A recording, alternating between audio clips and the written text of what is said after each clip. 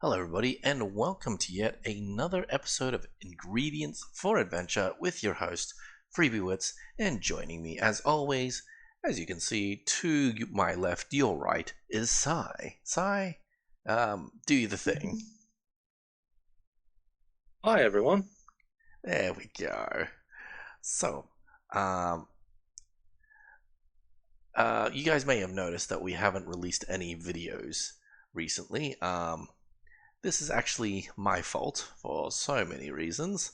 Uh, one of which is that I've just been very busy, and the second reason is we did actually record an episode like a while back, but due to me not recording my audio for it, it well, it looks like Sai's talking to himself and making himself look crazy. I am not opposed to that on a regular, but you decided it's probably best if we just own the loss and move on. Yeah, pretty much. So, like, at the end of the day, that specific episode was just about us making some tables for recipe for adventure, like random encounter tables. So we can probably do something else and make it hopefully a bit more exciting next time. Today, I'm going to talk about something very near and dear to all of our hearts if you play D&D, and I'm just quickly drawing it right now. That's right. We are talking about traps. So, here's the thing. I'm not 100% sure I quite understand mechanically how they work. Now, my assumption on how they work is um, in the DMG, right? It gives you a little list of traps.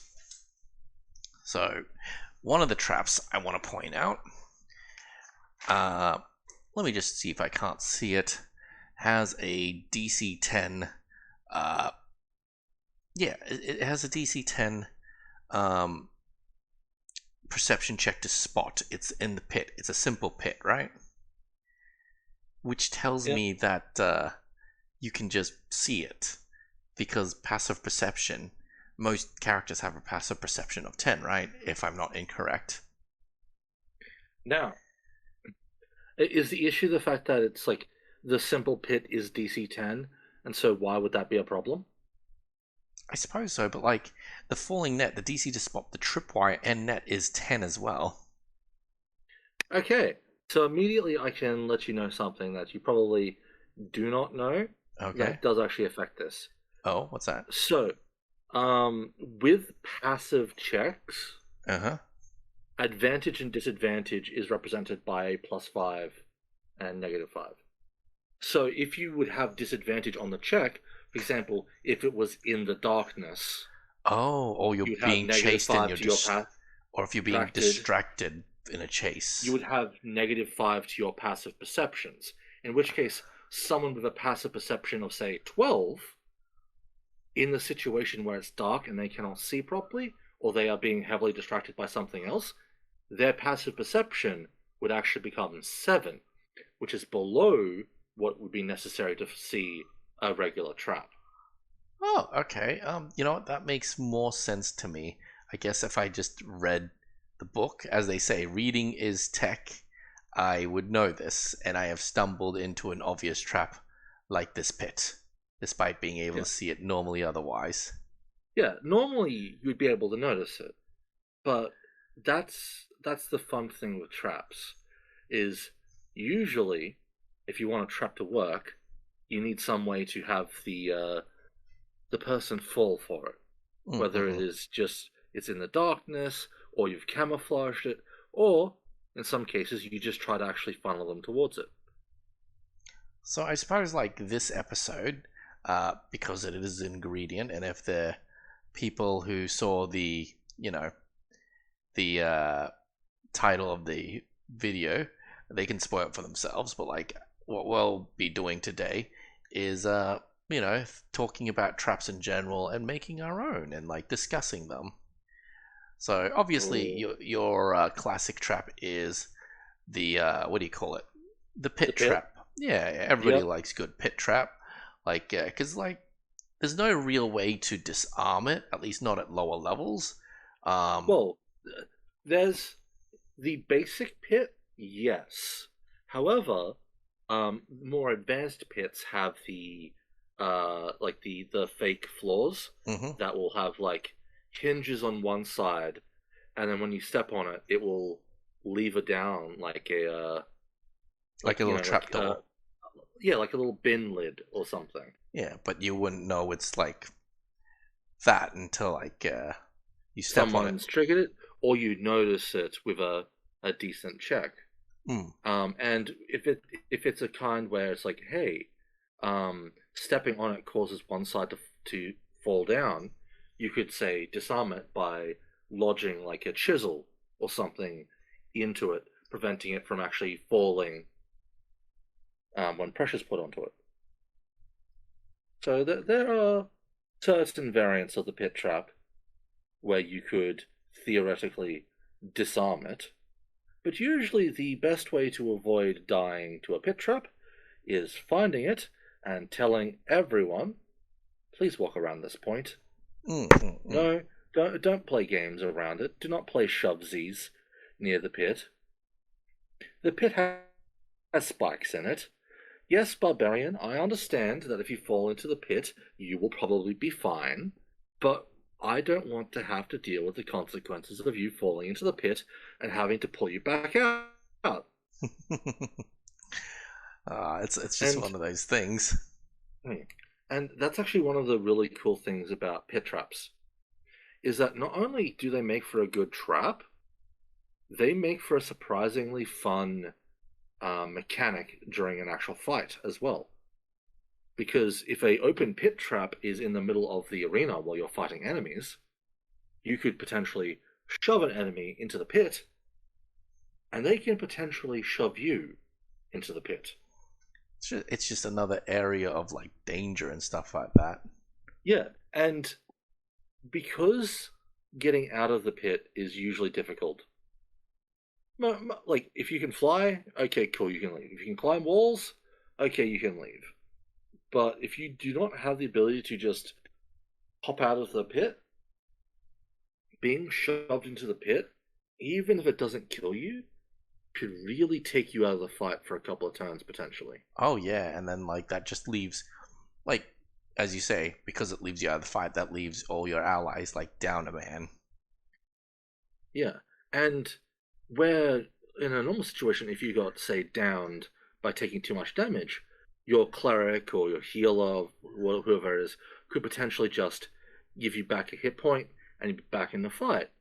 In this situation, you're very close, very nearby, but you can't do much other than just try and get yourself out of the pit.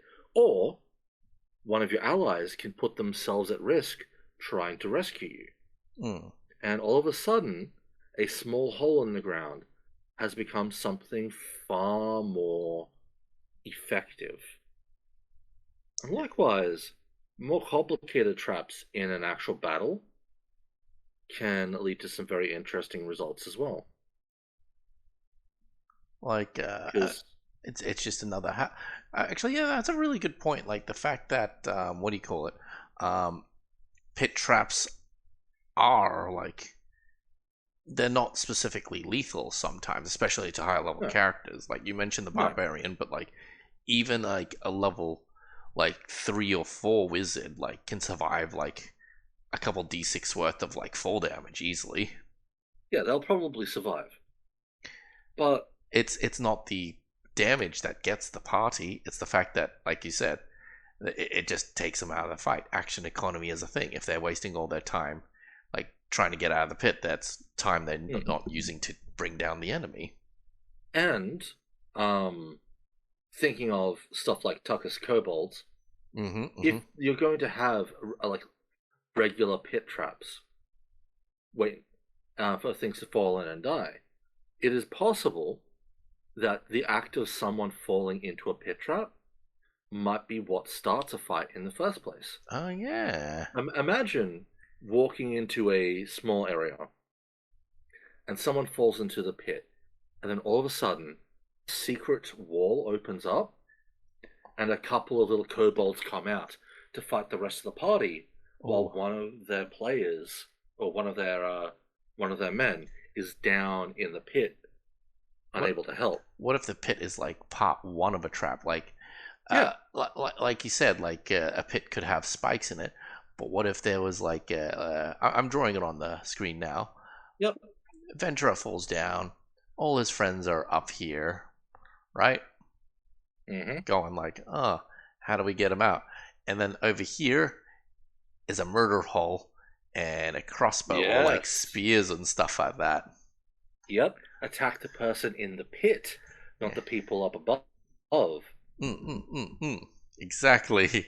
And the like because of the way the pit's angled, like it could be a narrow hallway essentially. Mm-hmm. So like I'm doing like a little cross section right now. Yeah. So it could in theory just have a wall over here and then a wall over here as well. Yeah, just imagine like the pit, you can't go around it at that point, and the only way No. to see like over there and attack those enemies is to get on the other side or get in the pit themselves, which puts them at some of a disadvantage as well. And there's Yeah. no like rule saying that there isn't like another part of that wall that goes off into like the other Mm-hmm. dimension to that side. So if they feel like, oh, this is not good here, they can just Yep. go sideways and just Yep. run off. Yes. Um. So I made mention of Tucker's kobolds before. Mm-hmm. And I'm fairly sure you're familiar with the general gist of Yeah. Tucker's kobolds. Oh yeah, really, really But low level enemies, specifically kobolds made but by the dungeon master Tucker. Yes. yeah, yeah. The general gist for everyone else who's listening is basically a sort of like D&D horror story told by, an adventuring party about like they had a huge dungeon they would explore. And their story starts with them talking about the fact that they've been down to the dungeon deep below. They fought like demons and trolls and other such things, and on the way back up, they were dreading what would happen once they got back up to the top floor. The enemies were rather easy, but there was a section where the kobolds lived, and no matter what, they would have to avoid the kobolds, because if they went back into kobold territory, they would die. And so like they tell the story about the fact like they're getting chased by the demons, and as luck would have, where they get back up, they're forced into kobold territory, and everything starts going wrong Wrong, of course. Yep. because these kobolds have had time to plan, to trap, to booby trap and set up as much defenses as they want. Now, Freebie Wits just mentioned murder holes. That was one of the kobold specialties.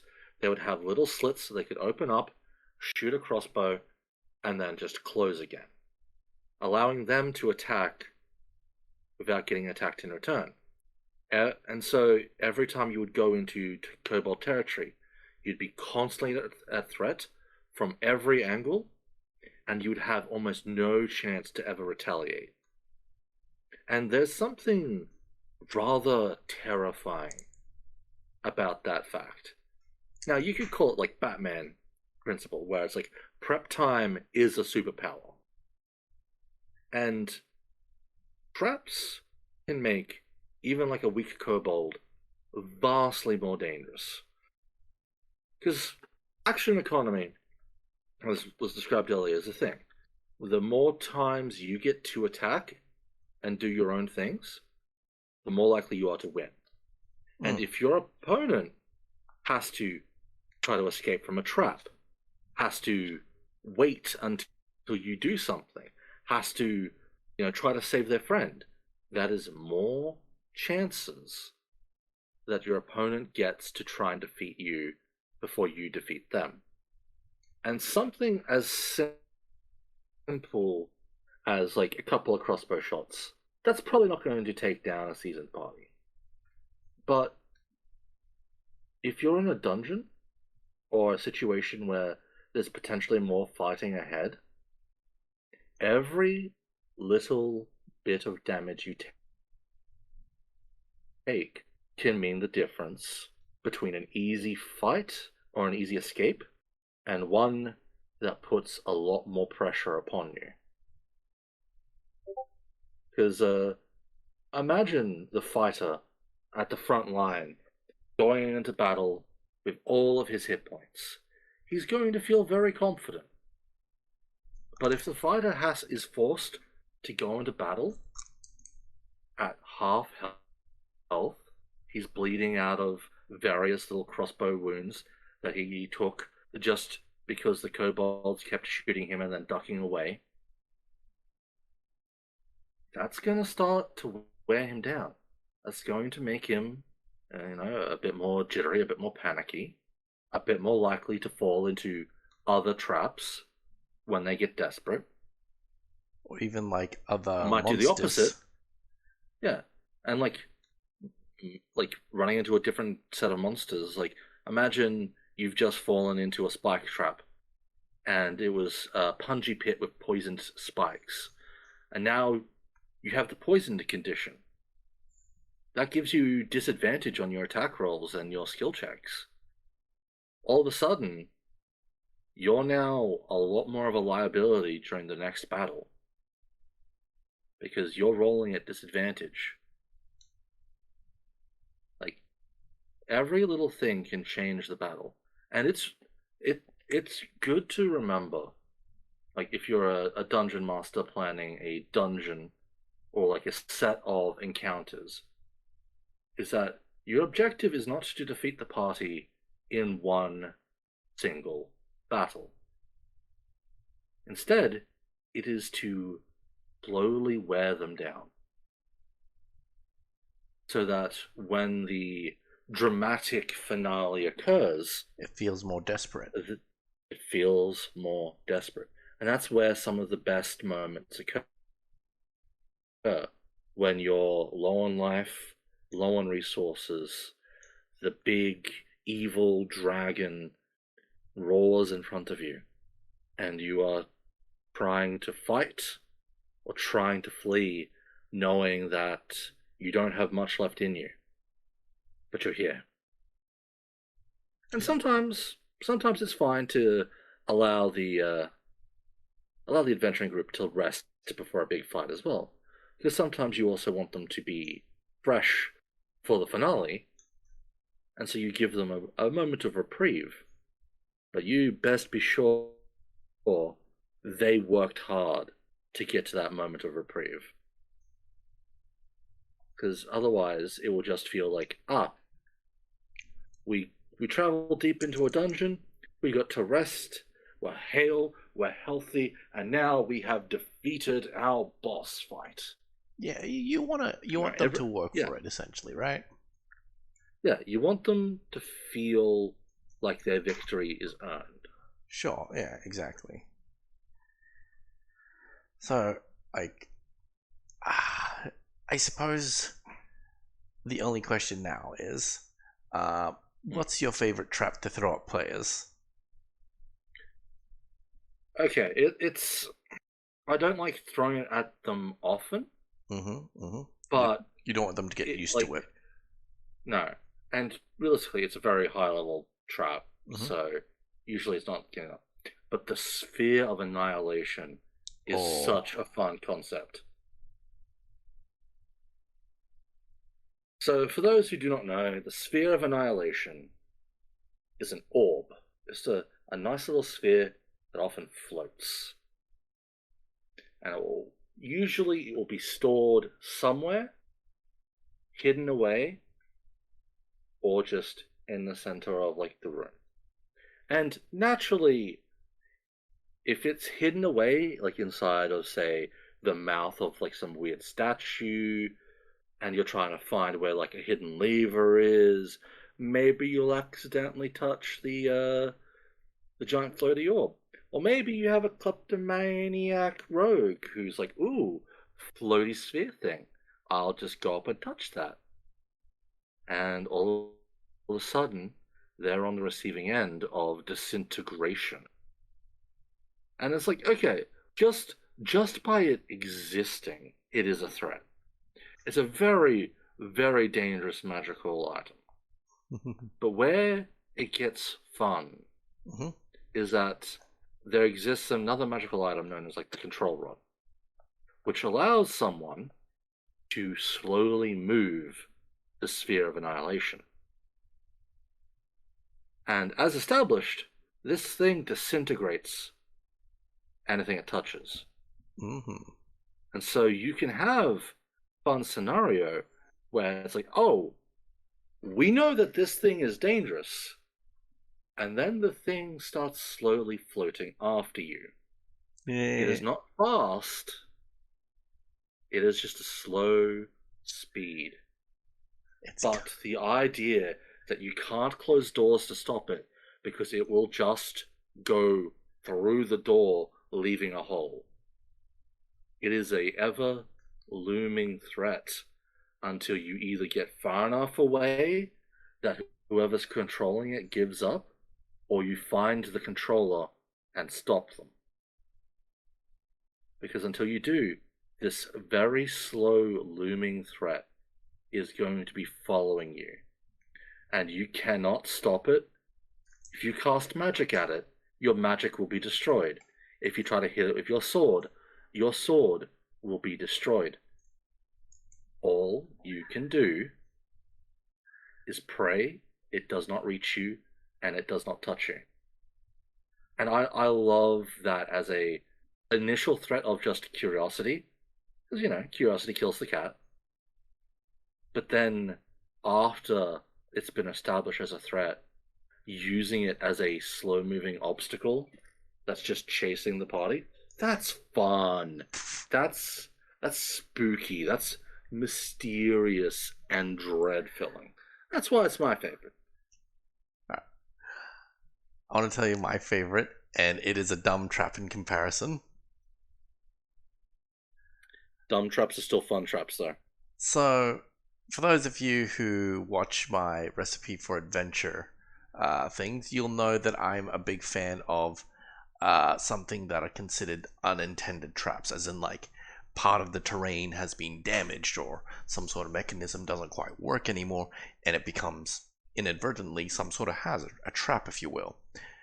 I also like uh, things that are intentionally traps not quite working as well anymore. And the ultimate idea I have behind this is the turned off trap. So, what do I mean by this? Let me give you an example. Imagine a party of adventurers, alright?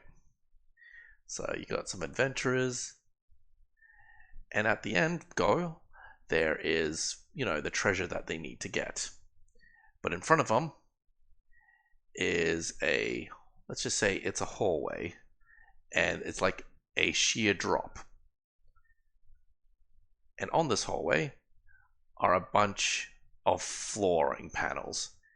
And as far as the party knows, they've investigated and they've realized it's a trap. We can even make it super obvious by saying, like, beware, and, draw a little skull in it. Same way, you'd have a sign for a minefield or something like that. So the players know that depending on what you step on, it could end very badly. But I'd give them like different choices, right? Now here's the thing: the players at this point, so if you knew there were a bunch of tiles that were potentially trapped, and there was a correct one to stand on, what would you do as a player? I mean, the first thing I'd be trying to do is trying to find anything I could to tell me what the correct one was. Mm, mm, mm. Like investigating the area, trying to see if there's like any signs of like footprints being left over. Okay, okay. I'd be looking around to see if there's some sort of, well, pattern. yeah, pattern I could follow. All right, let's say you see a bunch of red tiles and then you see a bunch of blue tiles. I, as a DM, would say, like, okay, here's your clue. You see, like, this. What would your next, what would you do next? And I would tell you, like, oh, all the flooring looks like it's been equally used. What would that Mm. tell you? So that one tells me that either this trap hasn't been used too much, Mm-hmm. or that basically, well, probably the best indication is that this trap hasn't been attempted too much. So it's like it's still fresh, ready to go, ready to kill people. Um, so I guess my next thing I'd try would be like if I'm seeing blue and I'm seeing red, like I'm probably looking for any other clues around the place just in case. But if I do not see anything, I'm probably going to do the good old like shoe trick, or Mm. get something heavy and try to drop it on like blue All and see right. what happens. So you throw your shoe onto blue. Nothing happens. Okay, All right. that'd be a pretty good idea that things are going well. What would you do next? It's like okay, blue works. I'd pick up the shoe Yep. and then I would probably just try to lightly toss it over onto red and hope that you know I could somehow get the shoe back after it's destroyed or whatever. Okay, so I'm going to tell you what's going to happen as if you're playing the game. You Yeah. throw the shoe onto the red one. The tile compresses. Nothing happens. What do you do now? I mean, I know what's going to happen as someone in conversation with you, but if I was a player, my next thought would be like try to like pull the shoe back with like a pole or something, a rope, and then just try to like press one of the non-colored ones to see if they just do nothing as well. As you take the shoe off the red tile, it decompresses, as in, like, it goes up a bit more. Hmm. Nothing happens. Same Yeah, thing with the white tile. yeah. At that point, I'd probably be like, oh, trap's busted, trap's balked, and it's now safe to just go across. You go across, you get to the treasure, and behind the treasure podium, you see a note. The note says has a lever next to it. The note says, "Hey, don't forget to turn off the trap before you go home." My favorite traps are the traps that waste the player's times and give a story. It's like, yeah, it's like it didn't necessarily become dangerous, but it was definitely like a coquito has it. It was like in the mind, like what do you do? What do we do? What do we do? How do we know if it's actually safe or not? Like yeah, you stalled time, and like just like even with the previous examples, this like stopping the party, slowing them down. Like if you have like enemies moving in the background doing their own thing, they can exploit the fact that the party is stopped for a while. There's If another you want to use it, if you want to use it tactically like that, or even just have fun at the party's expense. there's another part of the trap that you may have just missed that I really Yeah, like. there's the lever. Exactly. The idea that the players can now choose to turn it back on. So in a fight, they could be chased and they turn the thing back on and they decide to brave the trap, or like maybe the enemy's coming from the other side. So now the players are going The ones to. using the trap to their advantage. Yes. Exactly. So, hmm, I don't know what I've just done. Um, yeah, so I think that's everything all we have time for talking about traps. I'm glad you've joined us for Yeah. this episode. Um, yeah, so that's our thoughts on traps, a little discussion, and our favorite kinds of traps. If you have any thoughts on traps yourself, please comment, like, and subscribe, all that usual stuff, and bye bye. Ciao.